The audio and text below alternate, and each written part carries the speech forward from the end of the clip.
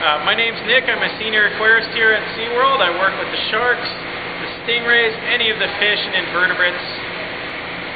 So every week our sharks are fed twice a week. It doesn't sound like a lot of food, but they are cold-blooded animals. Their metabolism is quite slow.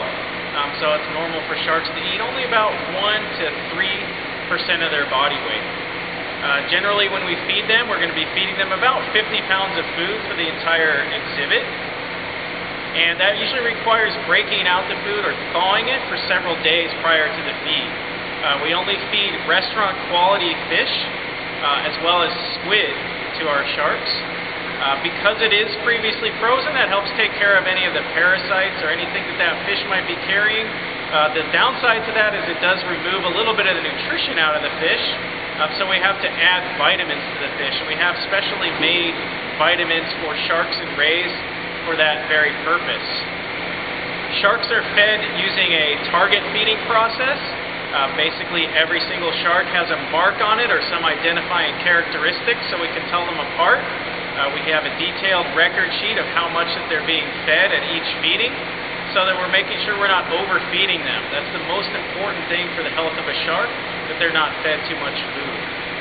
People often think that sharks are just eating machines, but they are actually very calculating for what they eat. And oftentimes in their natural habitat, food is scarce and it's hard to come by. They pretty much just specialize on sick, injured, or any type of ill fish or prey items that they might be able to go after. As a result, we don't want ours to be eating too much food and be unhealthy.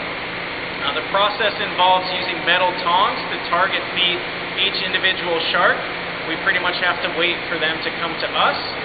We don't have to have every single shark eat at every feeding. It's okay if they want to take a meal off every now and then. That's perfectly natural for them and normal.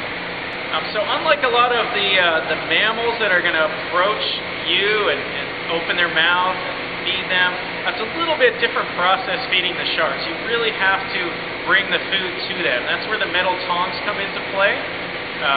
With a sand tiger, for example, you want to deliver that fish right next to their mouth so that they see it and they strike at it. I love working with sharks. To me, they are just beautiful, amazing animals that are very, very misunderstood. The average person doesn't have the same appreciation of sharks that I do, and I feel that by taking good care of sharks and getting that message across to people, that I can establish that same appreciation for them.